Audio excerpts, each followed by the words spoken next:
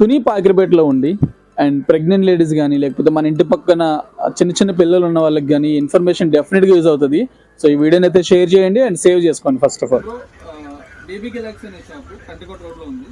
So మీరు చెప్పండి, ఇక్కడ 24 hours అవైలబిలిటీ ఉంటుందా? 24 hours ఆన్లైన్లో ఉంటుందన్న. ఎప్పుడు అవైలబిలిటీగా ఉంటుంది మనకి. కస్టమర్ ఎప్పుడైనా సరే ఏ టైంలో కాల్ చేసినా సరే నేను అవైలబిలిటీ ఉంటా. నా నెంబర్ బోర్డు మీద ఉంటుంది, నేను ఒకసారి చెప్తాను మీకు. 8886009422.